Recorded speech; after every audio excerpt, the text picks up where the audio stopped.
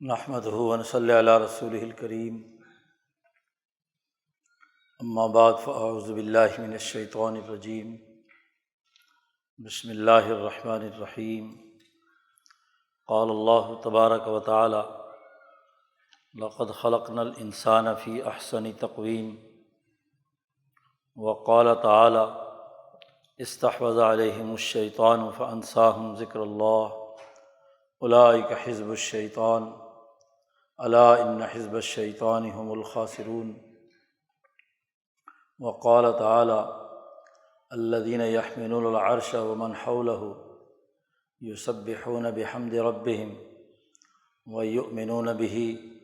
ویستغفرون للذین آمنوا ربنا وسعت کل شیء رحمۃ وعلما فاغفر للذین تابوا واتبعوا سبیلک وقہم عذاب الجحیم۔ وقال النبی صلی اللہ علیہ وسلم: کانت بنو اسرائیل تسوسهم الانبیاء کلما ہلک نبی خلفہ نبی آخر الا لا نبی بعدی سیکون خلفاء فیکثرون۔ صدق اللہ مولانا العظیم وصدق رسولہ النبی الکریم۔ معزز دوستو، دین اسلام نے انسانیت کی رہنمائی کے لیے جو بنیادی اساسی امور واضح کیے ہیں، ان میں خود انسان کی بقا کے لیے وہ تمام کردار جو اس کائنات میں کار فرما ہیں، ان کی نشاندہی بھی کی ہے۔ اس حقیقت کو واضح کیا ہے کہ اس کائنات میں بنیادی طور پر تین کردار ہیں، جن میں مرکز و محور خود انسانیت ہے۔ انسانیت کے لیے ہی یہ کائنات وجود میں لائی گئی ہے، اور ان انسانوں میں بھی اعلیٰ ترین انسان، ان کے لیے یہ کائنات بنائی گئی ہے، اور اسی انسانیت ہی کے ترقی اور ارتقاء اور کامیابی اور مختلف مراحل میں اس کے عروج کے سفر یا زوال کے سفر کے لیے وہ تمام چیزیں اس کائنات میں رکھی گئی ہیں، جنہیں دو بنیادی عنوانات سے قرآن حکیم نے معنون کیا ہے۔ انسانیت کے ایک طرف وہ ملکیت ہے، جنہیں فرشتے کہا جاتا ہے، ملکوتی نظام ہے کائنات کا، اور دوسری طرف اس انسانیت میں کہ ترقی اور ارتقاء اور اس کے امتحان اور کامیابی کے لیے دوسرا نظام جو وجود میں لایا گیا ہے، وہ شیطانی نظام ہے۔ انسان سے مطالبہ کیا گیا ہے کہ وہ شیطانی نظام سے بچے اور ملکوتی نظام کے ساتھ مشابہت اختیار کرے، اس ملکی نظام کے ساتھ جڑے جو اس کائنات کے بنیادی ڈھانچے، کائنات کے عالمگیر نظام کو چلانے کے لیے بنیادی کردار ادا کر رہا ہے، اور اس انسانیت کو کسی دوسرے اور دور کے راستے پر دھکیلنے کے لیے جو نظام وجود میں لایا گیا ہے، اس کے امتحان کے لیے ہے، اس سے باخبر رہنا، اس سے بچنا، اور وہ جو انسان کو دور پھینکنا چاہتا ہے اس سے بچنا۔ اس لیے تین بنیادی کردار قرآن حکیم نے متعارف کرائے ہیں: انسانیت، ملائکہ اور شیطان۔ ان تینوں کرداروں کو سمجھنا اور انسان کا اپنی انسانیت کو بحال رکھنا، اپنے نفس انسانی کی صلاحیت اور استعداد کو سمجھنا، اپنے نفس کی نوعیت کو جاننا اور اس سے واقفیت بہم پہنچانا، یہ ایک مسلمان کی بنیادی ذمہ داری ہے۔ حقیقت یہی ہے کہ جس نے اپنی انسانیت پہچان لی وہی کامیاب ہوا، جس نے اپنی انسانیت کو پاکیزہ کر لیا وہی کامیاب ہو گیا۔ اسی لیے کہا جاتا ہے کہ من عرف نفسہ فقد عرف ربہ، جس نے اپنے آپ کو پہچان لیا وہ اپنے رب کو پہچان گیا، وہ اس کے لیے صحیح اور درست راستے پر چل پڑا۔ قرآن حکیم نے بھی یہ بات واضح کی ہے کہ جس نفس نے اپنے آپ کو تزکیہ کر لیا، قد افلح من زکاہا وقد خاب من دساہا، جس نے اپنے آپ کو پاکیزہ بنا لیا وہ کامیاب ہو گیا، اور جس نے اپنے آپ کو دھسا لیا، دساہا، تو وہ کیا ہے؟ نقصان اور خسارے میں، ذلت اور رسوائی میں اور ہلاکت کے اندر مبتلا ہو گیا۔ ان کرداروں کی حقیقی نوعیت سمجھنا اور اس کے مطابق اپنے کردار کا صحیح رخ متعین کرنا، یہ انسان کی ذمہ داری ہے کہ وہ اپنی انسانیت کی حفاظت کرے۔ اس سے یہ مطالبہ نہیں کیا گیا کہ وہ خالص فرشتہ بن جائے، اور نہ ہی اس میں یہ صلاحیت ہے کہ وہ خالص شیطان بن جائے، نہ خالص شیطان اور نہ خالص فرشتہ، بلکہ اسے اپنی انسانیت کو حفاظت کرنی ہے، جس میں اس کی ملکیت اور بہیمیت کے باہمی ملاپ سے جو توازن اور اعتدال پیدا کرنا ہے، اس میں جو ایک دوسرے کے ساتھ مل کر جن مقاصد و اہداف کے لیے انسان کو اس کرۂ ارض پر وجود میں لایا گیا ہے ان کو پورا کرنا ہے، یہ اصل انسانیت ہے۔ اب ایک طرف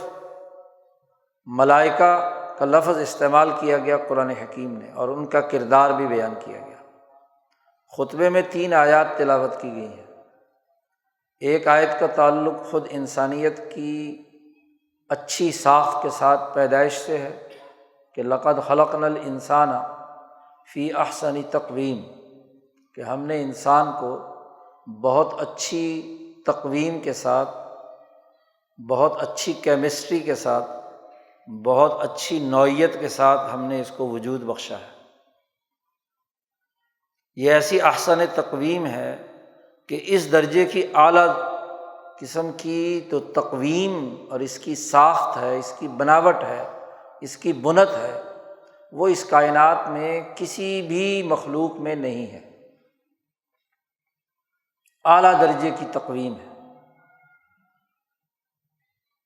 کوئی مخلوق بھی اس انسان کی تقویم کی طرح نہیں ہے، احسن تقویم ہے۔ احسن اسم تفضیل کا صیغہ ہے،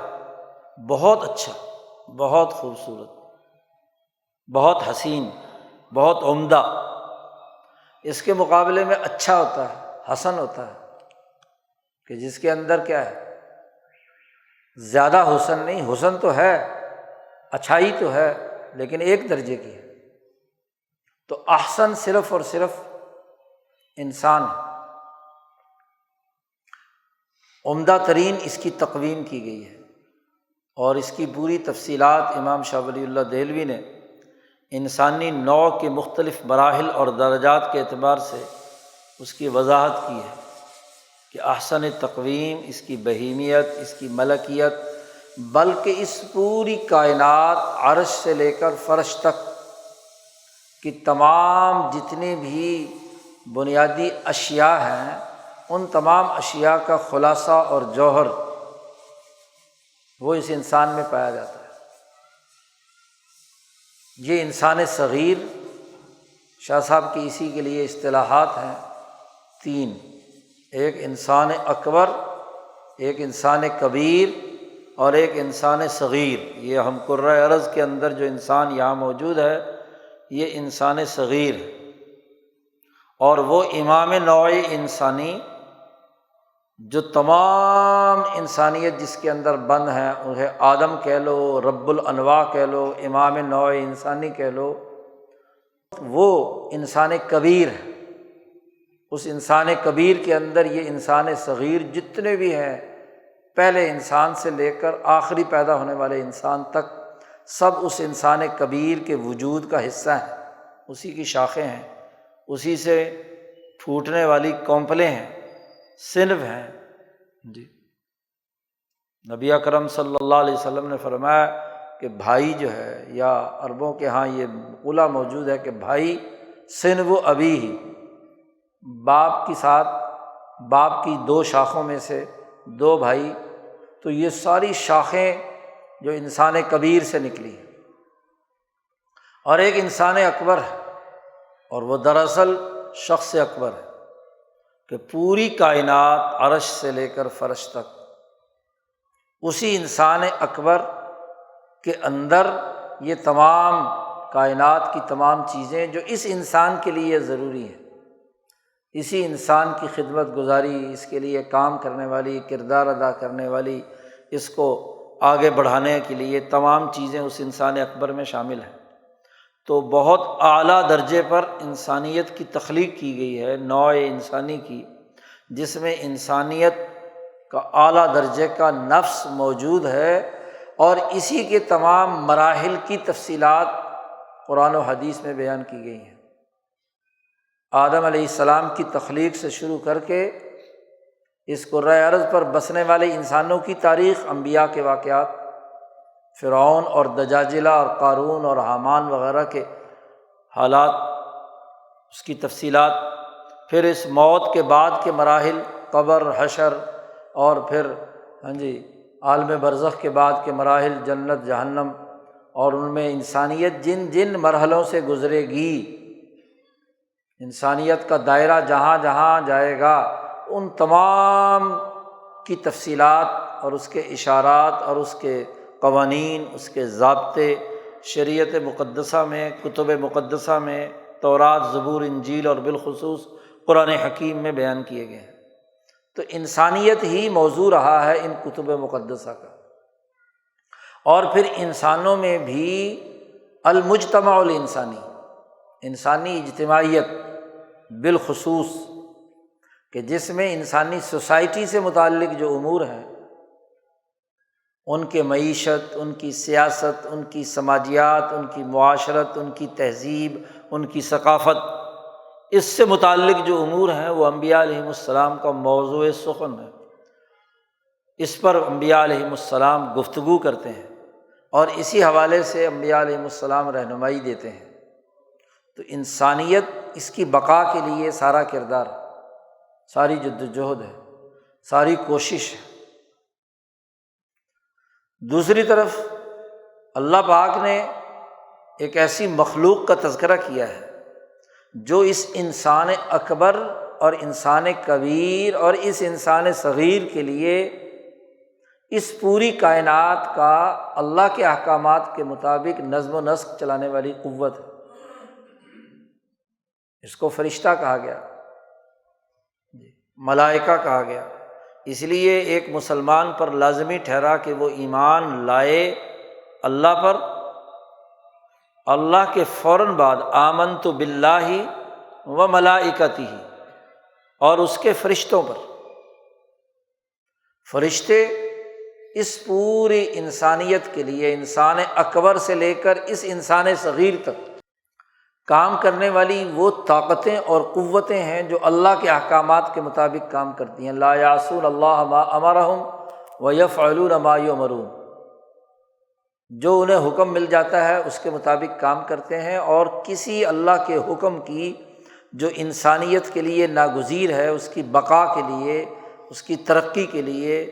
مختلف مراحل میں اس کو اپنی احسن تقویم کے کردار کو نبھانے کے لیے جہاں مدد کی، تعاون کی، نصرت کی ضرورت ہے، وہ کام کرتے ہیں۔ اور چونکہ کائنات بہت بڑی اور وسیع ہے، تو اس کے لیے وہ جو انتظامی قوت ہے ملک کی، فرشتوں کی، اس کا پورا نیٹ ورک پوری کائنات کے اندر کار فرما ہے۔ عربی زبان میں ملک کہتے ہیں اس طاقت اور قوت کو کہ جو کسی چیز کو اپنی گرفت میں لیے ہوئے ہیں، طاقت اور قوت کے بل بوتے پر۔ احتواء الشیء بالاستبدادی، پوری چیز کا احاطہ کرنا پوری طاقت اور قوت سے، کمزوری سے نہیں، طاقت اور قوت سے۔ وہ پوری کائنات میں جس فرشتے کے ذمے جو کام لگا ہوا ہے وہ اس کے مطابق پوری طاقت اور قوت سے وہ کام کر رہا ہے، وہ کسی قسم کی کوئی نافرمانی نہیں کرتا، اور جو اس کا دائرہ کار متعین کر دیا گیا ہے اس کے مطابق کام کر رہا ہے۔ اور پھر کائنات کے اس عالمگیر نظام کے لیے اس پوری مخلوقات یا انسان اکبر پر جو سب سے بڑی طاقت اور قوت ہے وہ عرش الہی کی ہے، اور اس عرش الہی کو اٹھائے ہوئے ہیں وہ فرشتے جن کا تذکرہ اس آیت مبارکہ میں کیا گیا ہے، الذین یحملون العرش ومن حولہ، وہ فرشتے جو عرش کو اٹھائے ہوئے ہیں، عرش کا پورا نظم و نسق انہی کے کاندھوں پر ہے، اور نہ صرف وہ فرشتے، ومن حولہ، جو اس کے عرش کے ارد گرد اس پوری ٹیم کے ساتھ نیچے کام کرنے والے ہر شعبے کے جو لاکھوں کروڑوں اربوں خربوں بے شمار فرشتوں کا نظام ہے جس سے یہ کائنات کا نظم و نسق وہ چل رہا ہے۔ امام شاہ ولی اللہ فرماتے ہیں کہ یہ کائنات کا نظم و نسق دو دائروں میں ان فرشتوں کا عمل دخل ہے، الخلق والتدبیر۔ اللہ کے جو کمالات جاری و ساری ہیں، ابداع تو خالی وحدہ لا شریک ذات باری تعالیٰ کا کام تھا، کائنات کا جب مادہ بنایا، اس کے بعد تخلیق اور تدبیر اس کے نظم و نسق کے لیے، کہ جو دنیا میں چیزیں اس کائنات کے اندر وجود میں آنی تھی تو تخلیق کے اس نظام کا وہ حصہ ہے۔ خلقنا الانسان، ہم نے اس انسان صغیر کو ہم نے پیدا کیا، تو پورا نظم و نسق ہے، اس کا طریقہ کار وضع کیا ہے۔ ماں باپ سے بچہ پیدا ہوتا ہے، اس کا پورا نظام جو بچے کی تخلیق سے پہلے تک کا ہے، اس کا پورا دائرہ جو اس کے لیے اللہ نے نظام بنایا ہے، اس میں فرشتے اس کے ممد و معاون بنتے ہیں۔ وہ حدیث جس میں ماں کے پیٹ میں 3 مہینے کے بعد فرشتہ آتا ہے اور پھر 4 چیزوں کا اعلان کرتا ہے، تو گویا کہ اس کی تخلیق کے امور اور اس کے رزق کے امور، اس کی عمر کے امور وغیرہ وغیرہ آ کر طے کرتا ہے، اور اس کے مطابق کیا ہے، اس روح کو اس کے اندر پیوست کرتا ہے۔ تو تخلیق کے مراحل میں بھی اور پیدا ہونے کے بعد اس پوری کائنات کا جو نظام کار چل رہا ہے، تدبیر سسٹم چل رہا ہے، اس سسٹم میں بھی وہ کردار ادا کرتا ہے۔ تو یحملون العرش ومن حولہ، وہ فرشتے، ان کی خصوصیات اللہ نے اس آیت مبارکہ میں بیان کی ہیں۔ یسبحون بحمد ربہم، وہ اللہ کی اپنے رب کی تسبیح و تحمید میں مشغول رہتے ہیں، عبادت کرتے ہیں، اس کے احکامات کے تابع ہیں۔ یوں تو ہر چیز اللہ کی تسبیح و تحمید کر رہی ہے، وَإِن مِّن شَيْءٍ إِلَّا يُسَبِّحُ بِحَمْدِهِ، اور ہر فرشتہ جس کام کے لیے مقرر کر دیا گیا ہے اس کام میں مصروف ہے، یہی اس کی تسبیح ہے، اس کی استعداد کے مطابق ہر چیز کی تسبیح ہے۔ درخت تسبیح کر رہا ہے تو درخت کی ذمہ داری ہے کہ وہ حص و حرکت نہیں کرے گا، ایک جگہ سے چل کر دوسری جگہ نہیں جائے گا، اس کا جو نظام یا تقدیر بنا دی گئی ہے وہ اس جگہ پر اسی طریقے سے اپنا پورا کردار ادا کر رہا ہے، یہی اس کی تسبیح ہے۔ جس معدن میں جو صلاحیت اور خاصیت رکھ دی گئی ہے وہ جہاں جس جگہ پر جس درجے میں بھی استعمال ہوگا وہ خاصیت ضرور اس کی ظاہر ہوگی، اس کے علاوہ نہیں۔ آکسیجن جہاں بھی ہوگی اپنا کام کرے گی، ہائیڈروجن جہاں بھی ہوگی اپنا کام کرے گی۔ حیوان کی جو ساخت اور اس کی استعداد بنا دی گئی ہے اس کی تسبیح یہی ہے کہ وہ اپنی اس ذمہ داری کو پورا کرے۔ دودھ دینے والا جانور ہے تو اس کی سب سے بڑی تسبیح یہ کہ وہ دودھ دے رہا ہے، چارہ کھا رہا ہے، ضروریات پوری کر رہا ہے، بیل ہے جو انسانوں کے لیے کام کر رہا ہے، گھوڑا ہے جس پر سواری کی جاتی ہے، وغیرہ وغیرہ۔ تو اسی طرح فرشتے، جس فرشتے کے ذمے جو کام لگ چکا ہے اس کام کو اللہ کے حکم اور اللہ کے رضا کے لیے اور اس کی جو عبادت مقرر ہو چکی ہے وہ اس عبادت پر مشغول ہے۔ یسبحون بحمد ربہ، اللہ کی حمد و ثنا میں مشغول ہے۔ حمد وہی ہے کہ اس کے لیے جو کام واضح کر دیا گیا ہے اس کام کو ادا کر رہا ہے، تو گویا کہ شکر ادا کر رہا ہے۔ حسن و خوبی کا وہ کام جو اس کے سپرد ہوا ہے اسے وہ سر انجام دے رہا ہے، اور پھر پوری صداقت اور دیانت کے ساتھ یؤمنون بہ، اللہ پر ایمان رکھتے ہیں وہ فرشتے، اس کے نظام سے ادھر ادھر نہیں ہوتے۔ اور پھر انہی کی ذمہ داری ہے، بنائے اس لیے گئے ہیں کہ ایک طرف خدا پرستی، اللہ کے جو کام سپرد ہے وہ کریں، اور دوسری طرف وَيَسْتَغْفِرُونَ لِلَّذِينَ آمَنُوا، ایمان والوں کے لیے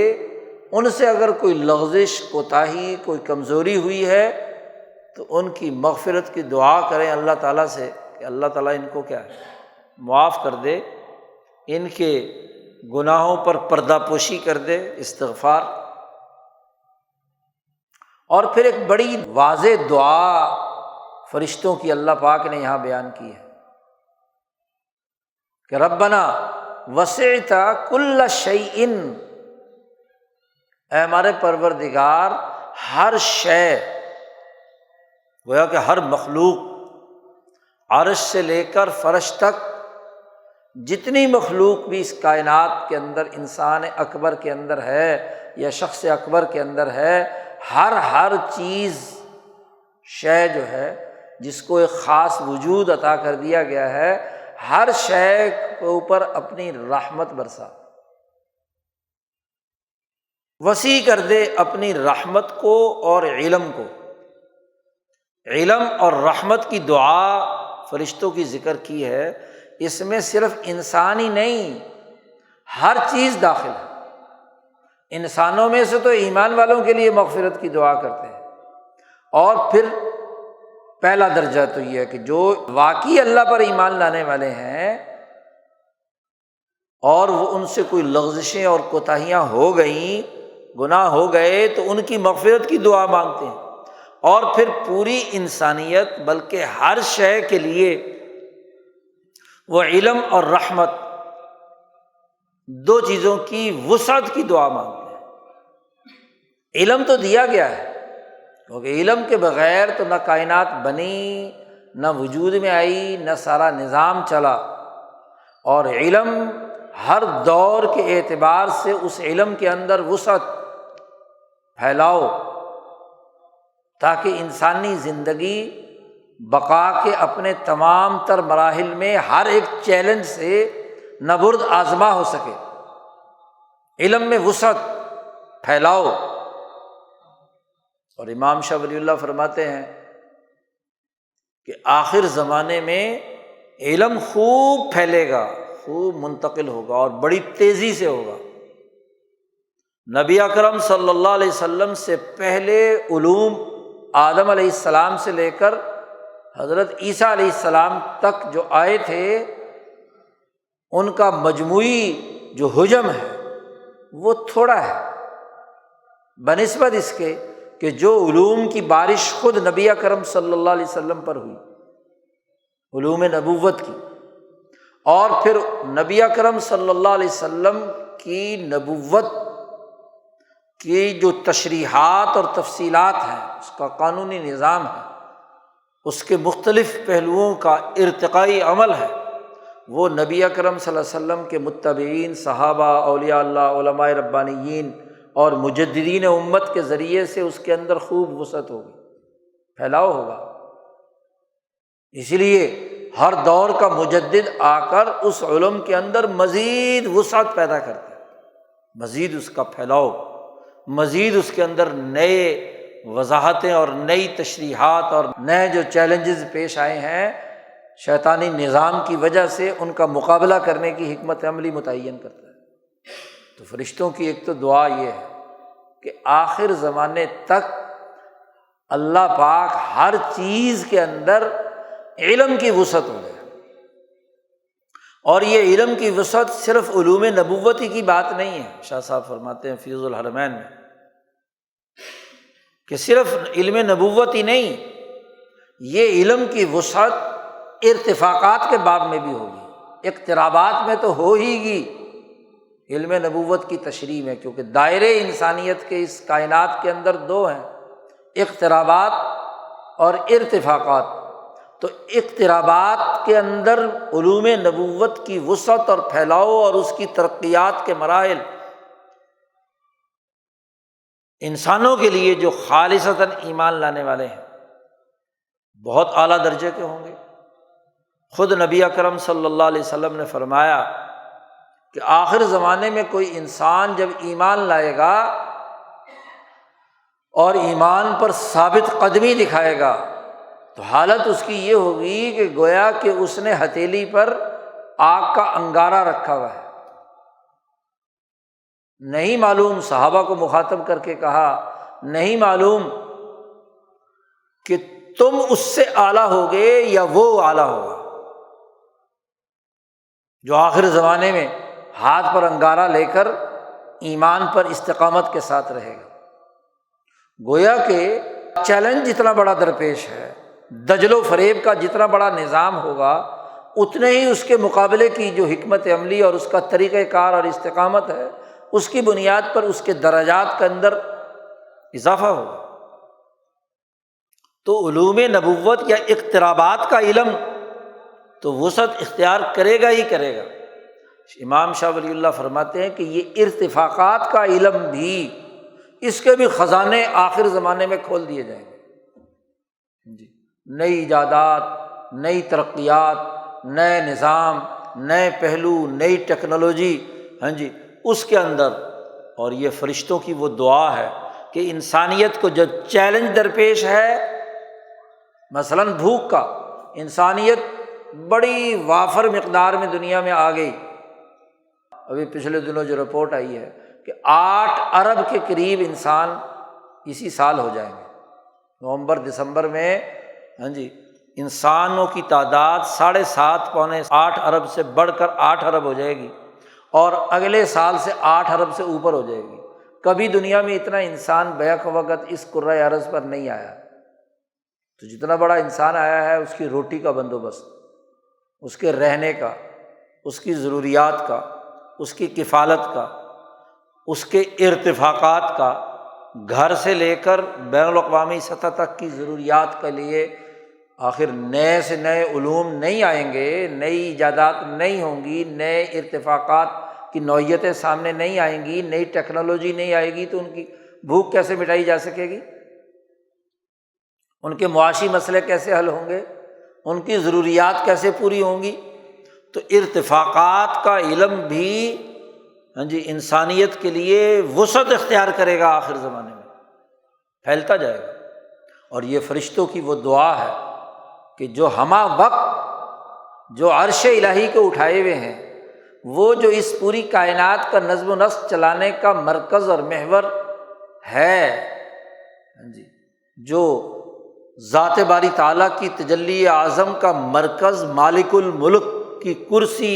اس کا جو سسٹم چلانے والی طاقت اور قوت ہے، اس سسٹم کو جو برداشت کیے ہوئے ہیں، اٹھائے ہوئے ہیں وہ فرشتے۔ قرآن نے تو 8 کا ذکر کیا ہے، قیامت کے دن 8 فرشتے عرش الہی کو اٹھائے ہوئے ہوں گے۔ قرآن حکیم نے کہا ثمانیہ تھا، ہاں جی، لفظ آیا ہے سورۃ القیامہ کے اندر، تو وہ 8 فرشتوں کا ذکر، اور احادیث میں 4 فرشتوں کا ذکر ہے، اور وہ چاروں میں سب سے اعلیٰ ترین درجے کے جبرائیل وغیرہ چاروں فرشتے۔ تو یہ جو حاملین عرش ہیں، یہ ہر وقت دعا مانگتے رہتے ہیں کہ اتنی انسانیت اس کرۂ ارض پر آ چکی ہے، اس کے لیے علم ضروری ہے۔ تو علم تخلیق ہوتا رہتا ہے، علم کے اندر وسعت اور پھیلاؤ ہوتا رہتا ہے۔ تخلیق اور تدبیر دونوں چیزیں فرشتوں کے لیے ہیں، اور اسی تناظر میں وہ کیا ہے؟ نئی سے نئی چیزیں دریافت ہونا اور اس سے انسانیت کے فائدے کا پورا نظام وضع ہوتا رہتا ہے۔ ایسے ہی دوسرا لفظ استعمال کیا رحمہ، جی، کہ وسعت کل شیء رحمتاً، بلکہ رحمت کو پہلے لائے، علماً کو بعد میں لائے، کہ رحمت کا نظام وسیع ہو جائے۔ جیسے جیسے انسانیت ارتقاء کے مراحل سے آگے آگے بڑھے تو اس پر رحمت کا نظام وجود میں آئے، شفقت کا، مہربانی کا، تعلق کا، انسانیت کے درمیان بھائی چارے کا، ہمدردی کا، اجتماعیت کا۔ تو رحمت کی دعا یعنی عدل کا، انصاف کا، امن کا، ترقی کا۔ تو علم اقترابات اور علم ارتفاقات کے نتیجے میں ایسا نظام وجود میں آئے جو رحمت پر مبنی ہو، زحمت پر مبنی نہ ہو۔ اس رحمت کی ہر وقت دعا فرشتے کرتے رہتے ہیں۔ فرشتوں کی ذمہ داریاں، فرشتوں کا نظام یہ ہے۔ اب انسان سے کہا گیا ہے کہ وہ اپنی انسانیت کو برقرار رکھنا چاہتا ہے، تو اس کے لیے ضروری ہے کہ وہ اس رحم کا، رحمت کا اور علم کا وہ نظام جو اللہ تبارک و تعالیٰ نے اس کائنات کے لیے بنایا ہے، اس نظام کے ساتھ وہ جڑے۔ اسی لیے اس انسان کو، مسلمان کو، سورۃ فاتحہ میں ایک دعا سکھلائی گئی جو الرحمن الرحیم کی رحمت کے اساس پر، ربوبیت کی اساس پر اس کی ارتقاء اور نشر کے لیے بنیادی کردار ادا کرتی ہے۔ دعا کا پہلا حصہ جو ذات باری تعالیٰ سے کی حمد و ثنا ہے، اس کی ربوبیت کا اعتراف ہے، اس کی رحمت اور اس کی رحیمیت اور رحمانیت سے التجا ہے، اس کے عدل و انصاف کے نظام کی دعا اور اس سے درخواست کی گئی ہے، اس کی طاقت اور قوت کو تسلیم کیا گیا ہے۔ اور دوسرے حصے میں ہدایت اور علم کے حوالے سے ایک واضح دعا مانگی گئی ہے کہ اہدنا الصراط المستقیم صراط الذین انعمت علیہم۔ ہر مسلمان اس فرشتوں کی دعا کے تناظر میں یہ سورۃ فاتحہ نماز کی ہر رکعت کے اندر اللہ کے سامنے کھڑے ہو کر دونوں باتوں کی دعا کرے۔ اس پوری سورت کے اندر علم اور رحمت کو سمو دیا گیا ہے۔ اس کی وہ درخواست کرے، التجا کرے اللہ کے سامنے ہاتھ باندھ کر کھڑے ہو کر کہ اے اللہ مجھے یہ دو چیزیں عطا فرما دے، تاکہ اس کی اجتماعیت، اور پھر یہ دعا بھی اجتماعی بنا دی گئی کہ جماعت کے ساتھ نماز ادا کریں۔ اجتماعیت کے لیے کردار ادا کرنے کے لیے اس پر پابندی لگائی گئی ہے، تاکہ یہ بنیادی فکر، یہ سوچ وہ اس سوسائٹی کا حصہ بنے۔ کیونکہ انبیاء علیہ السلام کا ہدف فرد کی انفرادیت اس درجے میں نہیں ہے جس درجے میں جماعت کی اجتماعیت اور سوسائٹی کے مختلف اجتماعی مراحل ہیں۔ اس کو درست کرنے کے لیے انبیاء علیہ السلام نظام وضع کرتے ہیں کہ وہ جماعت کے ذریعے سے تشہیر فی الحی، شاہ صاحب نے جملہ استعمال فرمایا ہے کہ جماعت دراصل قبیلے، خاندان، شہر، محلے کے اندر اس علم و رحمت کی تشہیر کے لیے ہے، اور اس کے لیے جماعت لازمی۔ اور جمعے کا نظام دیا گیا ہے تشہیر فی المدینہ، ریاست نظام کے تناظر میں علم و حکمت کی دعا اور اس کے فروغ اور پھیلاؤ کے لیے جمعے کے 2 خطبے اور جمعے کی نماز کی 2 رکعتیں، یہ اس کے لیے لازمی قرار دی گئی ہیں کہ تاکہ ریاستی نظام میں، ملکی نظام میں اس جمعے کی اجتماعیت کے ذریعے سے علم و رحمت کی تشہیر ہو۔ اور بین الانسانی یا بین الاقوامی اجتماع کے لیے حج کا جو سالانہ اجتماع ہے، جس کے اندر اقوام عالم میں سے جو پاکیزہ لوگ ہیں، جب وہ وہاں جمع ہوں تو اعلان کریں اللہ کی وحدانیت کا، رحمت اور شفقت کا، کسی سے لڑائی جھگڑا نہ کریں، دنگا فساد نہ کریں، کوئی خرابی پیدا نہ کریں، اجتماعیت کا، اور اس جبل رحمت میں جمع ہوں جہاں سے علم نازل ہوتا ہے۔ علم کا منبع بیت اللہ الحرام ہے اور رحمت کا منبع جبل عرفات ہے، عرفات کا میدان ہے۔ تو یہ دو مقامات سے وہ علم و رحمت کا فیضان اپنے قلوب میں حاصل کرے۔ تو فرشتوں سے مشابہت کا مطلب کیا ہے؟ تشبہ بالملائکہ، وہ یہی ہے کہ وہ ان دو دائروں میں اللہ کی تسبیح کرے، ایمان لائے، اور ہر گناہ گار کے لیے دعا کرے جو توبہ کر لے، اور یہ دعا مانگے ربنا وسعت کل شیء رحمۃ و علما۔ فرشتوں کے ان کاموں کو بیان کرنے کا مقصد یہ ہے کہ انسانیت کی بقا کا راستہ صرف اور صرف یہ ہے۔ اب دوسری طرف دیکھیے، تیسرے کردار کا قرآن حکیم نے تذکرہ کیا ہے، اور وہ شیطان ہے۔ استحوذ علیہم الشیطان فانساہم، اس نے ان کو بھلا دیا اللہ کا ذکر۔ الشیطان یعدکم الفقر ویأمرکم بالفحشاء، شاطانہ کا جو مادہ ہے، اس کا بنیادی جو مفہوم ہے وہ البعد، دور ہونا۔ فرشتہ وہ مقرب بارگاہ الہی ہے جو عرش اٹھائے ہوئے ہے، وہ اللہ سے بہت قریب ہے۔ اس پوری کائنات کے نظام چلانے میں اس کا مرکزی کردار ہے، وہ مقرب بارگاہ الہی ہے۔ وہ مقرب بارگاہ الہی خواہ وہ فرشتہ ہو اس مالا اعلیٰ کی طاقت اور قوت میں، یا ان فرشتوں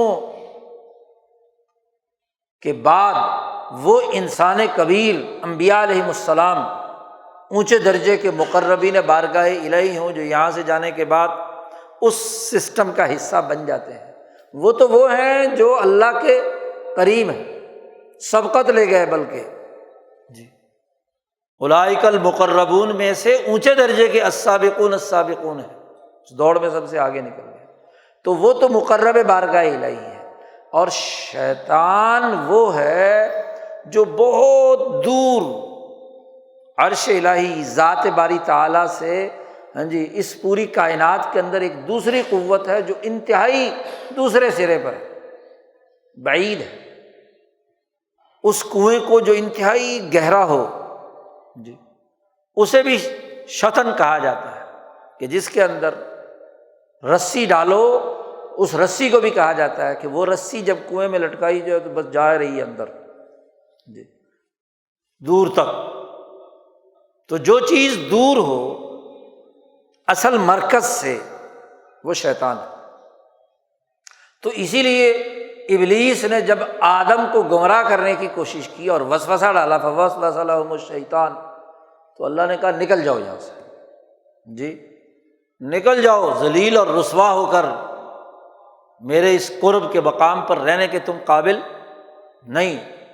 تم تو اس قابل نہیں ہو، نکلو یہاں سے۔ فاخرج انک من الصاغرین، تو ذلیل ہونے والوں میں سے ہے۔ تو عبادات کر کے تو قریب فرشتوں کے اندر رہ رہا تھا، اب تو نے جو یہ میرے حکم کی خلاف ورزی کی ہے، کائنات بنائی میں نے انسان کے لیے، اور انسان کو سجدہ کرنے کا تجھے حکم دیا،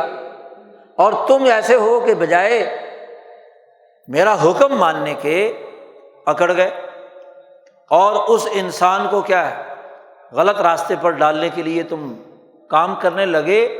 اور سجدے سے انکار کر دیا، تو تم اس قابل نہیں ہو کہ یہاں رہو، تم پر تو پھٹکار، نکلو یہاں سے۔ اللہ نے اسے اٹھایا اور دور اس کائنات کے اندر پھینک دیا۔ اب ایک طرف مقربین بارگاہ الہی مالا اعلیٰ کی طاقتیں اور قوتیں ہیں جو پوری کائنات کا نظام انسان اکبر کا چلا رہی ہے، اور ایک یہ حصہ ملائے سافل کا، اور ملائے سافل سے مراد وہ دائرہ ہے جو اس نظام شمسی اور اس کے ذیل میں کرۂ ارض، ارضی نظام، ارضیاتی نظام، اس نظام میں جب دور پھینکا اسے تو اب اس دائرے کے اندر مالا اعلیٰ کے فرشتوں کے ماتحت فرشتے، وہ مالائے سافل کے فرشتے، نورانی مخلوق، وہ ایک طرف،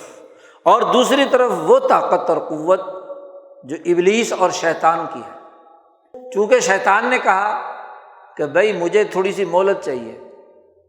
جی انظرنی الی یوم یبعثون، مہلت چاہیے اس دن تک جب یہ اٹھائے جائیں گے نا سسٹم میں، ان انسانوں کو جب اٹھائے گا تو حشر کے میدان میں، اس وقت تک کی مجھے مہلت دے دے، دور تو نے مجھے پھینک دیا جی، لیکن مجھے باقی رہنے، اپنی شرارتیں کرنے، اپنی شیطنت پھیلانے کی مجھے مہلت دے دے، تاکہ پتہ چلے جی۔ اور پھر اس مہلت میں اللہ نے کہا چلو جا، تجھے مہلت ہے، انک من المنظرین، تجھے کیا ہے، مہلت دی جاتی ہے۔ اب مہلت لے کر وہ آ گیا، اور اس کرۂ ارض پر اس شیطان کی شیطنت یہ ہے کہ وہ انسان کو انسانیت یا احسن تقویم کے مقام سے گرا کر علم کے مقابلے میں جہالت اور رحمت کے مقابلے میں ظلمت اور زحمت پیدا کرنے کے لیے انسان کو اپنی طرف کھینچے، کیونکہ اسے مہلت مل گئی، وسوسہ ڈالنے کی اجازت دے دی گئی۔ تو دوسرا کردار ملائے سافل کے دائرے میں ہے، یہ بات اچھی طرح یاد رکھنی چاہیے۔ شیطانی اور انسانی کشمکش اس کرۂ ارض کے دائرے کی ہے، اس ملائے سافل کے دائرے کی ہے، اس موت سے پہلے کے مرحلے کی ہے، اس مرحلے میں یہ کشمکش کا عمل ہے، ورنہ پوری کائنات کا جو انسان اکبر کا اور شخص کا پورا نظام ہے وہ تو ملائے اعلیٰ کے کنٹرول میں، وہاں شیطان کے پر جلتے ہیں، وہ تو اس کے قریب بھی جائے تو اس پر کیا ہے، شہاب ثاقب لگتا ہے، اور وہاں سے وہ دم دبا کر بھاگ جاتا ہے، اس سے اوپر تو وہ جا ہی نہیں سکتا شیطان۔ اس کو جو مہلت دی گئی وہ اس کرۂ ارض پر رہتے ہوئے اس انسان کا امتحان لینے کے لیے کہ ایک طرف وہ نورانی فرشتوں کا نظام ہے، بالائی فرشتوں سے لے کر نیچے کرۂ ارض پر کام کرنے والے ملائے سافل کے نورانی فرشتوں تک کا جو پورا نظام ہے، جو اس انسان کے لیے ربنا وسعت کل شیء رحمتاً کی دعا کرتا ہے، اور دوسری طرف یہ ابلیس اور اس کا تخت بچھا ہوا ہے، اور وہ اپنے شتونگڑوں کے ذریعے سے انسانی جسم کے اندر وسوسے اور خیالات ڈالتا ہے۔ یہ شر ہے اس کرۂ ارض کا جو اس شیطان کی شکل میں وجود۔ اب اس انسان کا امتحان ہے کہ وہ اس ملکی نظام کے ساتھ جو اس ملائے سافل میں ہے، جس کا کنٹرول ملائے اعلیٰ کے پاس ہے، اور یا وہ شیطانی نظام جو اس ملائے سافل میں ابلیس اور اس کی ذریت نے پیدا کیا ہوا ہے، اس کے ذریعے سے یہ انسانیت سے دور ہو جائے، یہ امتحان ہے۔ اب اس امتحان میں ہی اسے اپنا فیصلہ کرنا ہے کہ وہ ادھر جاتا ہے یا ادھر جاتا ہے۔ جیسے اللہ تبارک و تعالیٰ نے پوری کائنات کا یہ نظام اس کو وجود بخشا ہے، اس انسانیت کے لیے شیطان کا پورا تعارف کرا دیا گیا کہ انسانی سماج جن جن مرحلوں سے گزرے گا، ان مرحلوں کے مطابق اس انسانیت کو اپنی اصل احسن تقویم سے ہٹانے والا شیطانی نظام ہے۔ ایک فرد ہے،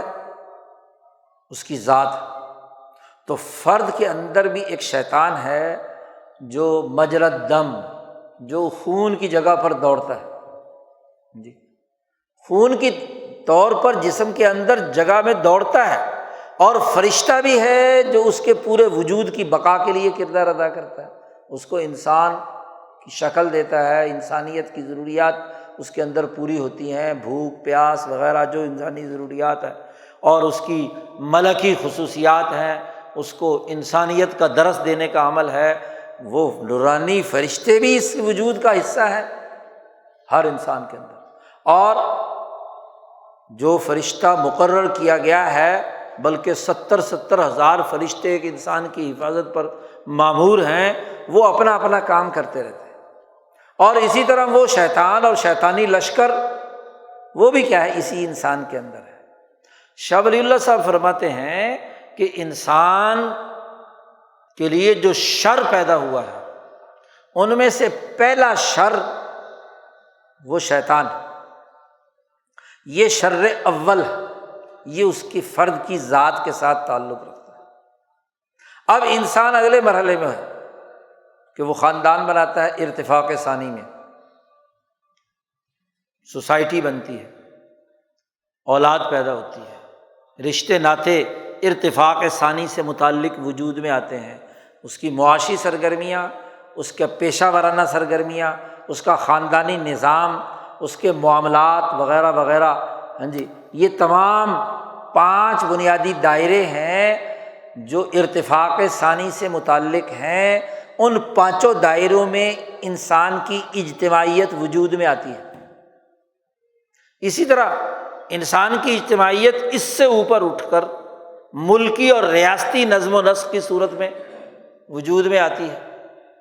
انسانی معاشرہ ایک قومی نظام کی صورت اختیار کر لیتا ہے، پھر اقوام اور ممالک سے مل کر ایک بین الاقوامی نظام وجود میں آتا ہے۔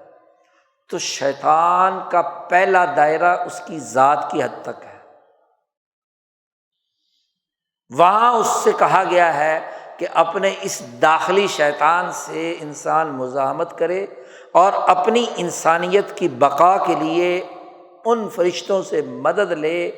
جو اس کی خیرخواہی اور اس کے علم اور اس کے شعور کی بلندی کے لیے کردار ادا کرتے ہیں، اور ہر وہ چیز جو اس کے وجود کے اندر جہالت منتقل کرے یا رحمت کے بجائے زحمت پیدا کرے دوسرے انسانوں کے لیے، خود اپنے وجود کے لیے، مثلاً اس کو خودکشی پر مجبور کرے، اس کو اپنے جسم کے اعضاء کے کاٹنے پر مجبور کرے، چاہے زہد کے نام پر یا تقویٰ کے نام پر،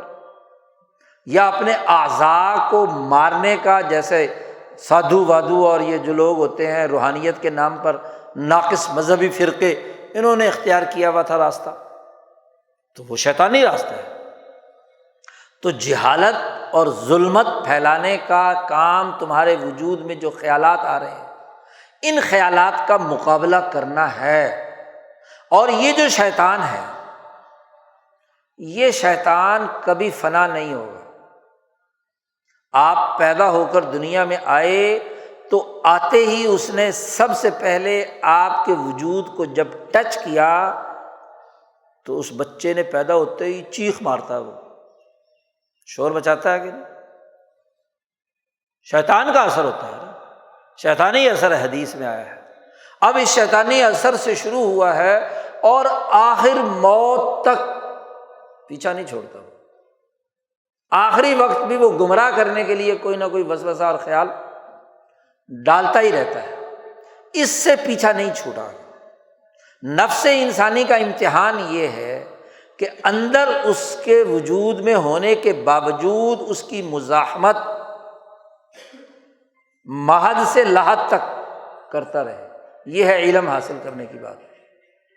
کہ محض سے لحد تک علم حاصل کرو، یعنی ہر وقت تمہیں علم و شعور کو بڑھانا ہے اور جہالت کے تمام دائروں سے اپنے آپ کو بچانا ہے۔ آپ کو محض سے لحد تک اپنی رحمت کے ماحول کو غالب کرنا ہے۔ سب سے پہلی رحمت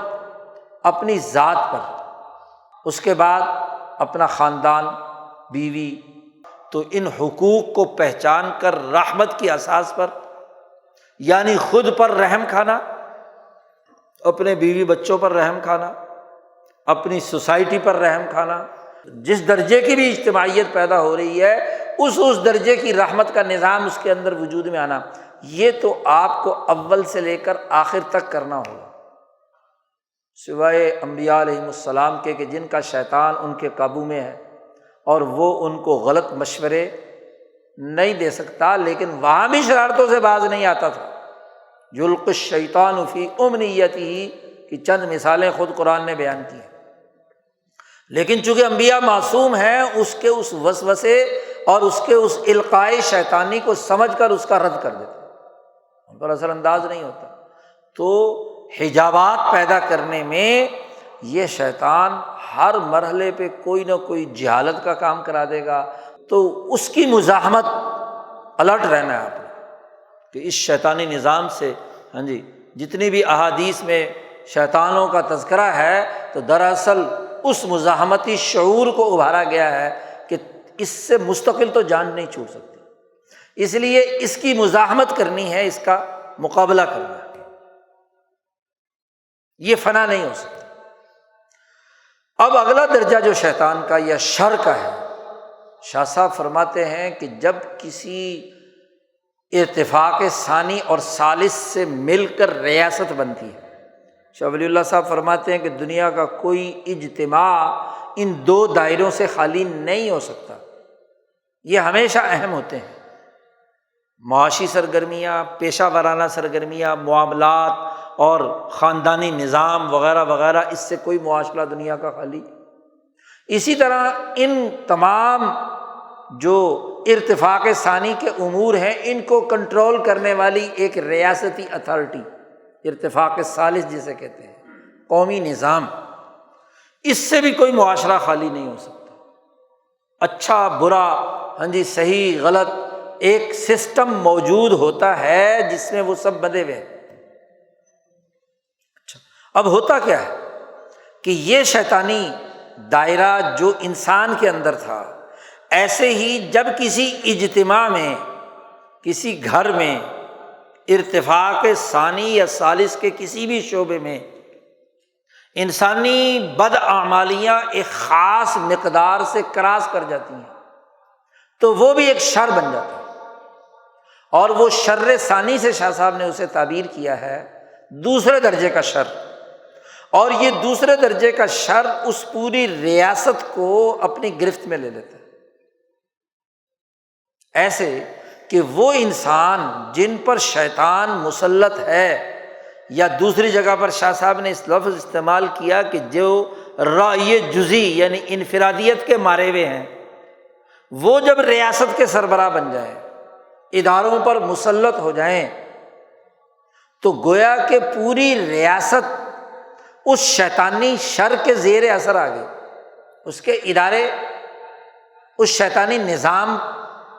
کے زیر اثر ہو گئے، اور اسی کو اللہ نے کہا ہے کہ استحوذ علیہم الشیطان فانساہم ذکر اللہ اولئک حزب الشیطان، یہ شیطانی پارٹی ہے کہ ایسے شیطان صفت لوگ ریاست پر قابض ہو جائیں، اور ریاستی نظام میں بنیادی جو امور ہیں وہ سیاست کے ہیں اور معیشت کے ہیں، اور سیاست کے نظم و نسق کے لیے تین امور ذیلی طور پر مقننہ ہے، عدلیہ ہے اور انتظامیہ ہے، جن کے مجموعے سے کیا ہے سیاست وجود میں آتی ہے۔ معیشت، پوری سوسائٹی میں جو مالی نظام ہے، دولت کی پیدائش اور اس کی تقسیم، اس سے متعلق امور۔ تو جب کسی ریاست پر سیاست شیطانی بن جائے تو پوری اقلیم، لفظ شاہ صاحب نے اقلیم استعمال کیا ہے، علاقہ، جس میں اگرچہ مختلف زبانیں بولنے والی اقوام اور شناخت رکھنے والی ہوں، ایک خطہ زمین، وہ پورا کا پورا تابع بن گیا اس سیاست کے جس سیاست پر شیطان قابض، ان کے شیطانی اعمال، مقننہ شیطانی، عدلیہ شیطانی، انتظامیہ شیطانی، یعنی وہ کام جن کا تعلق جہالت اور جن کا تعلق انسانیت کے لیے عدل کے بجائے، رحمت کے بجائے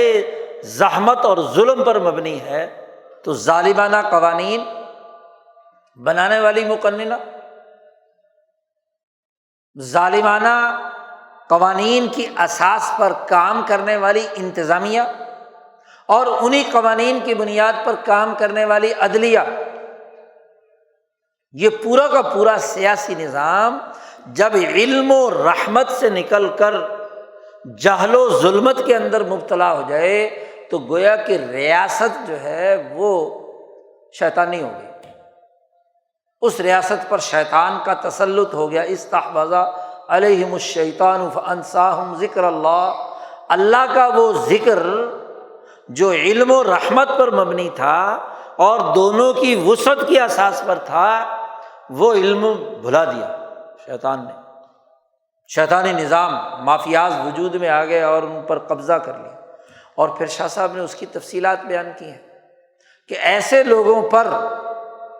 یا تو درندگی آ جاتی ہے، درندہ صفت لوگ ہوتے ہیں، اور درندہ صفت لوگوں کی خصوصیت یہ ہے،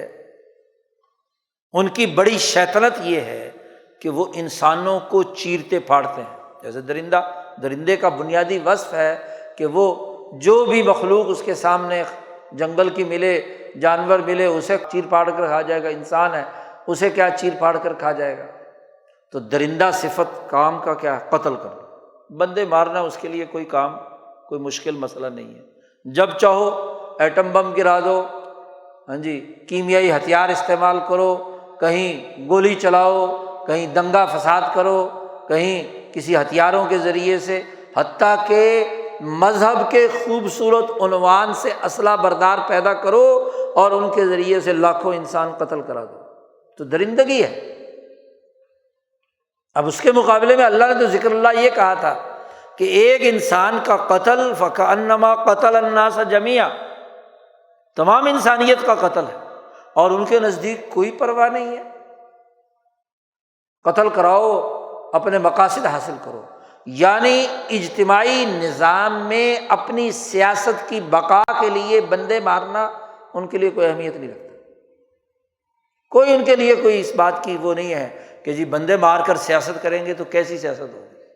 سیاست کا بنیادی ہدف تو تھا ریاست کے امور امن و امان کے ساتھ چلانا،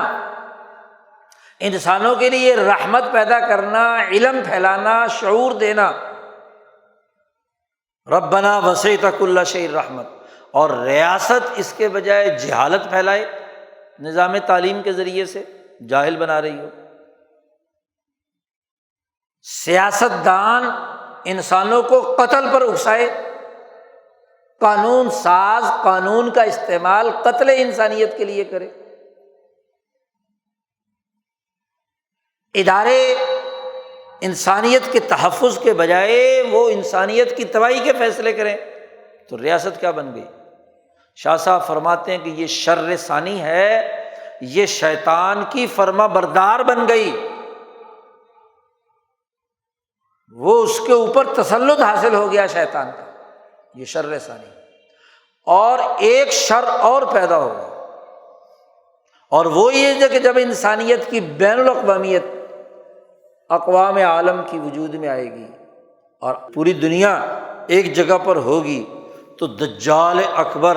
اور دجال کے چھوٹے چھوٹے دجاجلہ وہ وجود میں آئیں گے۔ یعنی یہی جب ریاستیں بگڑتی ہیں اور ان ریاستوں میں وہ شیطان مافیاز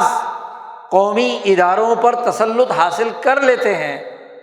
اور وہ مسلسل اپنی شیطنت میں کامیاب ہوتے ہیں، تو پھر دجل و فریب کا نظام قائم ہوتا ہے، کیونکہ اس کے اندر بھی تو وسعت ہوتی ہے، اس کے اندر بھی تو ارتقاء ہوتا ہے، اس میں بھی تو پھیلاؤ ہوتا ہے۔ جیسے اس کرۂ ارض پر مثبت چیزیں جمع ہوں تو وہ بھی اپنی ایک شناخت پیدا کرتی ہیں، ایسے ہی منفی چیزیں پیدا ہوں تو اس سے منفی چیزیں اگلے مرحلے میں داخل ہو جاتی ہیں۔ وائرسز نئے سے نئے کیوں تخلیق پذیر ہو رہے ہیں کہ جو پہلے وائرسز موجود تھے جو انسانیت کے لیے نقصان دہ، جب ان کی کمپیکشن ہو گئی تو اگلے مرحلے میں وہ ایک نئی شکل اختیار کر لیتا ہے۔ بیکٹیریاز، جراثیم، مختلف نئے مرحلے میں کیا ہے آگے بڑھ جاتے ہیں۔ خالی کورونا تھا، پھر پتہ نہیں کیا کیا، تو یہ سارے ارتقائی مراحل ہیں۔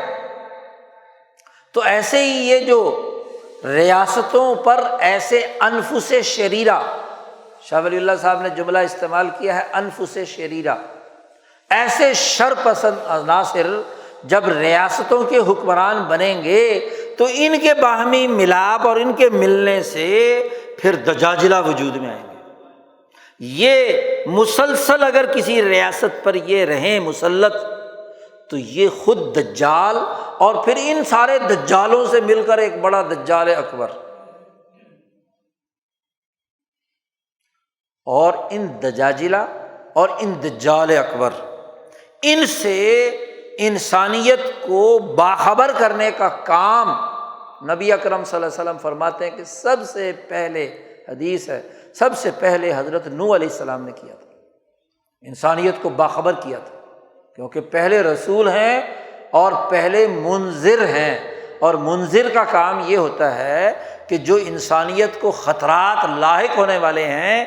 ان خطرات سے باخبر کرنا، ان سے ان کو اطلاع دینا۔ تو دجال سے سب سے پہلے ایسے دجاجلہ سے باخبر کرنے والے پہلے نبی نوح علیہ السلام، اور پھر نبی اکرم صلی اللہ علیہ وسلم نے فرمایا کہ ہر نبی نے دجال سے کیا ہے، اپنی اپنی قوم کو ڈرایا ہے، اس سے بچانے کے لیے ان کو باخبر کیا ہے۔ کوئی نبی ایسا نہیں جس نے دجال کے بارے میں بات نہ کہی ہو اور اس کے بارے میں باخبر نہ کیا ہو، اور کوئی نبی ایسا نہیں ہے کہ جس نے انسان اکبر یعنی حضرت محمد مصطفیٰ صلی اللہ علیہ وسلم کی آمد کی خوشخبری نہ دی۔ ہر ایک نے خوشخبری دی کہ آخر زمانے میں ایک انسان، ایک نبی آئیں گے، اور وہ نبی جب آ جائیں تو پھر تمہیں ان کی اتباع کرنی ہے۔ گویا کہ انبیاء علیہم السلام کا ہدف، شاہ ولی اللہ صاحب نے ایک اور بات بھی فرمائی کہ انبیاء علیہم السلام دو طرح کے شرور کو ختم کرنے کے لیے آتے ہیں، راستے سے ہٹانے کے لیے آتے ہیں۔ انسانیت دو دائروں میں مکمل طور پر بحال کرنے کے لیے آتے ہیں، اور وہ اپنے زمانے میں وہ کر گزرتے ہیں، اور وہ دوسرے درجے کا شر یعنی ریاستی نظام میں جو انفس شریرہ یا مافیاز وجود میں آ چکے ہیں ان کا سسٹم توڑنے، اور جو دجال، کیونکہ جب یہ نرسری ان کا سسٹم ٹوٹ گیا تو دجال اکبر بھی کیا ہے، وہ پیدا نہیں ہوگا، کیونکہ ان کے مجموعے سے بنے گا نا وہ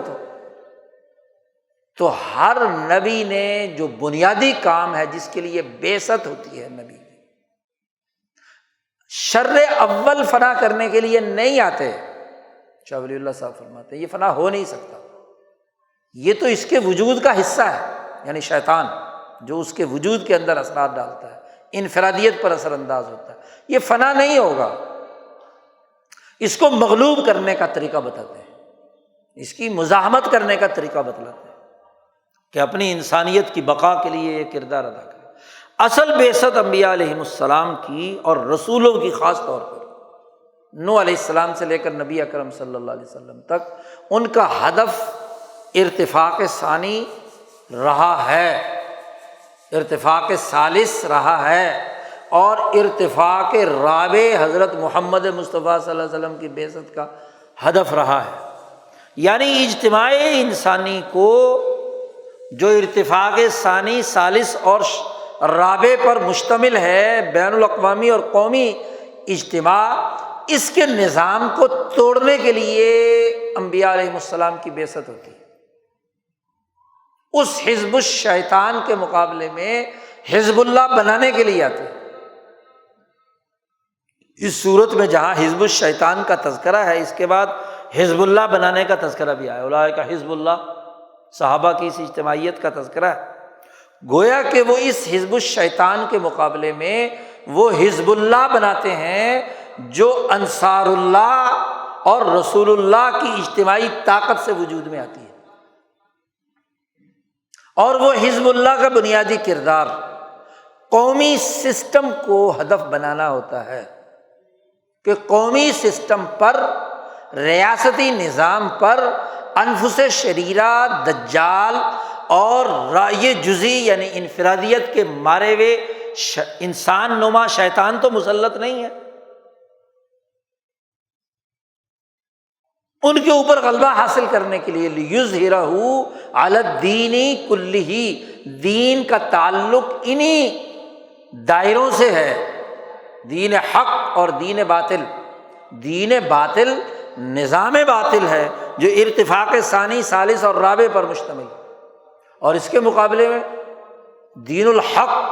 تو انبیاء علیہم السلام کی اصل بعثت اس شیطانی ریاستی نظام کے خلاف ہوتی ہے کہ جہاں کی سیاست، جہاں کی معیشت، جہاں کی معاشرت اس شیطان کے زیر اثر ظالمانہ قوانین، ظالمانہ نظم و نسق، ظالمانہ سیاست، ظالمانہ معیشت، ظالمانہ عدالت،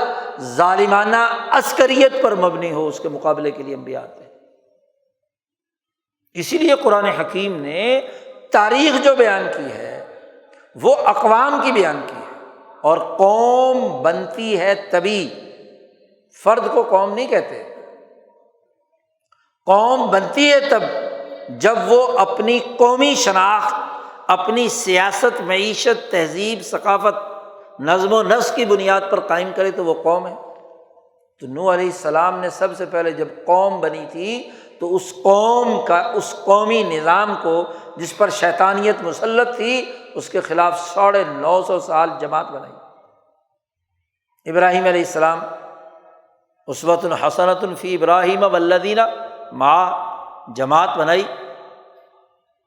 جی۔ حضرت صالح علیہ السلام، حضرت ہود علیہ السلام، ان کی جدوجہد، یوسف علیہ السلام، داود علیہ السلام، سلیمان علیہ السلام، موسیٰ علیہ السلام، یوشع بن نون وغیرہ انبیاء علیہ السلام، عیسیٰ علیہ السلام اور ان کے حواریین، محمد مصطفیٰ صلی اللہ علیہ وسلم اور ان کی جماعت صحابہ۔ تو اقوام عالم اور قوموں پر جب شیطانی نظام مسلط ہوتا ہے تو اس کے خلاف مقابلہ کرنے، اس کو توڑنے کے لیے، اور نوح علیہ السلام نے توڑا، نہیں باز آئے تو اللہ نے کیا ہے، طوفان مائی بھیج کر وہ جو پورا شیطانی نظام مسخ شدہ انسان تھے ان کو کیا ہے، طوفان میں غرق کر دیا۔ نہیں باز آیا تو دریائے نیل میں غرق کر کے رکھ دیا فرعون کو، قارون کو زمین میں کیا ہے، دسا دیا جی۔ یوشع بن نون نے بیت المقدس میں قوم عمالقہ کا خاتمہ کر کے بیت المقدس پر قبضہ کر لیا۔ یوسف علیہ السلام نے مصر کا پورا نظام بدل کر رکھ دیا۔ موسیٰ علیہ السلام کی جدوجہد سے بیت المقدس میں بنی اسرائیل کی سیاست ایسے کامیاب ہوئی کہ اگلے 1000 سال تک بنی اسرائیل کی حکمرانی قائم رہی۔ داود، سلیمان، عیسیٰ علیہ السلام، پورے مغربی ممالک کے اندر عیسیٰ علیہ السلام کو ماننے والے لوگوں کی حکمرانی قائم ہوئی۔ پوری دنیا پر محمد مصطفیٰ صلی اللہ علیہ وسلم کی حکمرانی قائم ہوئی۔ کوئی دنیا کا خطہ ایسا نہیں بچا جس پر نبی اکرم صلی اللہ علیہ وسلم کی حکمرانی۔ تو انبیاء کی اصل بعثت قومی نظام اور بین الاقوامی نظام کو ہدف بنا کر ہوتی ہے، اور اسی سے آپ اندازہ لگائیے کہ یہ ہر نبی دجال سے بچاتے رہے۔ تو دجال تو بین الاقوامی دائرے سے تعلق رکھتا ہے، دجاجلہ جو ہے وہ قومی دائرے کے اندر دجل و فریب کرنے والے، اور یہ دجالی نظام کی بنیادی خصوصیت یہ ہے کہ شکل و صورت سے جو ظاہری بات ہوتی ہے وہ بڑی خوبصورت ہوتی ہے۔ بھئی آپ بتاؤ، مقننہ کا کوئی آدمی مخالف ہو سکتا ہے کہ قانون سازی نہیں ہونی چاہیے؟ عدلیہ جو عدل و انصاف کرنے کے لیے اس ادارے کا کوئی مخالف ہو سکتا ہے؟ فوجی نظام، دفاعی نظام کے لیے فوج کی ضرورت ہے، اس ادارے کا کوئی مخالف ہو سکتا ہے؟ نہیں ہو سکتا جی۔ انتظامیہ، اس کے بغیر کوئی ملک کا نظم و نسق چلے گا؟ تو لبادہ بڑا خوبصورت ہے، عنوان بڑا خوبصورت ہے، لیکن اس کے ضمن میں جو قانون بنایا گیا ہے یا جس قانون کو اس مقننہ نے تحفظ دیا ہوا ہے وہ اگر نوآبادیاتی دور کا ہے، وہ غلامی کا ہے، وہ شیطانی ہے، وہ لیگل ریاست کا جو قانونی نظام ہے وہ اگر ظالمانہ ہے اور طاغوتی ہے تو یہ دجل نہیں تو اور کیا ہے؟ کہ بظاہر قانونی ریاست ہے، اور اس قانون کے نام پر جو قانون نافذ کیا ہے وہ جہالت پر مبنی ہے اور ظلم پر مبنی ہے، زحمت پر مبنی ہے۔ اس قانون میں طاقتور کے لیے سب کچھ ہے، کمزور اور غریب کے لیے کچھ نہیں ہے۔ سیاست کا کوئی منکر ہو سکتا ہے، سیاست کے بغیر تو کوئی دنیا کا نظام نہیں چلتا، سیاست دان کے بغیر کوئی بھی دنیا کا نظام کیا قوم کی شناخت ہی پیدا نہیں ہو سکتی۔ انبیاء کا طریقہ ہے سیاست کرنا، خوبصورت عنوان ہے، لیکن اس کے پردے میں وہی سیاست دان دجال بن جائے، وہی طاغوت بن جائے، وہی شیطانی طور طریقے اختیار کر لے، وہی درندہ بن جائے، بندے مارے، گولیاں چلائے، قتل کرے اپنے سیاسی مقاصد اور مفادات کے لیے، تو دجل کا نظام ہے نا۔ وہی عدالت جو انصاف کے لیے بنائی گئی ہے، اگر اسی کے تمام ارکان کہیں کہ عمارتوں کا نام عدالت نہیں ہوتا، انصاف کا نام ہوتا، اور انصاف نہیں ہے، انصاف کا نظام نہیں ہے، تو پھر کیا ہوگا؟ دیکھنا ہوگا نا کہ کہیں چھوٹے سروں والے اور محض انفرادی مفادات اور اس ظالمانہ قانون کے محافظ لوگ تو وہاں مسلط نہیں ہیں، تو دجل ہے نا۔ دفاع ملک کا کرنا ہے اور ملکی نظام کے لیے طاقت اور قوت اور امن و امان مہیا کرنا ہے، اور اگر وہ ملک ہی فتح کرنے لگ جائیں اور ملک پر ہی قبضہ کر لیں اور وہاں بھی علم اور رحمت کے بجائے جہالت اور ظلم کو پروموٹ کرنے کے لیے اپنی طاقت استعمال میں لائیں، تو دجل نہیں تو اور کیا ہے۔ ایسے ہی مذہبی طبقہ جس کا تعلق علم کو اجتماعیت کے دائرے میں سکھانا تھا، وہ اجتماعیت کے دائرے میں سکھانے کے بجائے اس علم کو انفرادی، ذاتی یا گروہی اور طبقاتی مفادات کے لیے استعمال کرنے لگ جائے، انہیں ظالموں کا اعلی کار بن جائے جن کے بارے میں اللہ نے کہا کہ وہ احبار اور رہبان جو آیات بیچتے ہیں بڑے سستے سودے میں فروخت کرتے ہیں، مذہب فروشی، قانون فروشی، انصاف فروشی، اس کا کردار ادا کریں، تو یہی تو شیطان ہے۔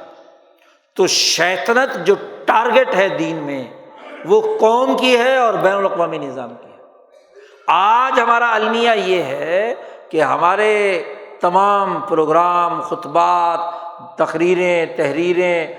تعلیم، صحافت، سیاست، معیشت، فرد پر زور ہے کہ فرد جو ہے نا وہ بچے،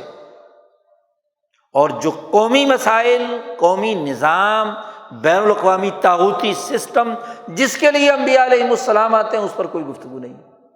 اس کے لیے کوئی بات نہیں۔ انسانیت کی بقا کے لیے جو سب سے زیادہ خطرہ ہے وہ قومی نظام ہوتا ہے یا بین الاقوامی نظام ہوتا ہے، ان کا دجل و فریب کا سسٹم۔ اس سے بچاؤ کے لیے انبیاء آتے ہیں، اور انبیاء کے وارث بھی بیٹھ کر اس ٹارگٹ کو سامنے نہ رکھیں جو انبیاء کا تھا، اور اپنے ٹارگٹ سلیکٹ کر لیں، وہ اپنے مال و دولت اکٹھے کرنے، نظر و نیاز کو وصول کرنے، اور محض انفرادی قصے کہانیاں سنانے۔ بیچارے غریب کمزور آدمی سے کہا جائے کہ تم شیطان سے بچنا، تمہارے اندر شیطان گھسا ہوا ہے، وہ شیطان جو سسٹم کے ذریعے سے اس پر اثر انداز ہو رہا ہے، اس کو غریب بنا رہا ہے، خوف زدہ کر رہا ہے، تباہ و برباد کر رہا ہے، دجل و فریب کے ذریعے سے اس کو، اس شیطان کو پھیلنے کا موقع ملتا ہے جو اس کے اندر ہے، تو وہ کیسے بچے گا؟ باہر فحاشی اور عریانی اور سارے دنیا کے کام ہو رہے ہوں، اور پھر کہا جائے کہ بھئی تم بچو، اس کو دیکھنے کے بعد شیطان کا وسوسہ دل پر آئے گا نہیں آئے گا؟ ظلمت آئے گی کہ نہیں آئے گی؟ تو سسٹم کی ظلمت انسانی وجود کو بھی کیا ہے؟ خراب کر رہی ہے۔ تو سسٹم کی ظلمت کو چیلنج نہیں کیا جاتا، اسی لیے انبیاء علیہ السلام کا جب یہ ٹارگٹ قومی نظام ہے،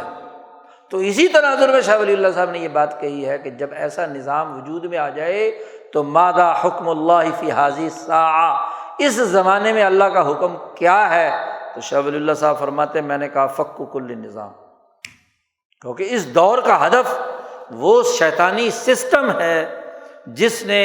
ان تمام انسانوں کو یرغمال بنایا ہوا ہے، انسانوں کو اس سسٹم سے رہا کرانے کے لیے انبیاء علیہم السلام آتے ہیں اور انبیاء کے سچے ورثاء پر، دین پر عمل کرنے والوں پر لازمی ہے کہ اس شیطانی نظام سے بچیں۔ تو ان تین کرداروں کو سمجھنا چاہیے، فرشتوں کے نظام کو، شیطانی سسٹم کے اس پورے کردار کو، اور خود انسانیت کی بقا جو احسن تقویم ہے اس نے اپنا کردار ادا کرنا ہے، اسے اپنی شخصیت میں بھی شیطانی وسوسوں کے مقابلے میں مزاحمت اور وہ جماعت پیدا کرنی ہے جو اس قومی اور بین الاقوامی نظام کو توڑنے کے لیے کردار ادا کرے جو انبیاء علیہ السلام نے اپنے اپنے زمانے میں پیدا کی تھی۔ یہ وہ بنیادی شعور ہے۔ جمعے کی اجتماعیت کا مقصد ان اجتماعی معاملات کے بارے میں واضح رہنمائی دینا ہے، یہ رہنمائی حاصل کرنا اور اس کے مطابق اپنے مطالعے کو بڑھانا، شعور کو بلند کرنا، اس کے لیے جدوجہد اور کوشش کرنا، یہ آج کے دور کا تقاضا ہے۔ اللہ تعالی ہمیں اسے سمجھنے اور اس پر عمل کرنے کی توفیق عطا فرمائے۔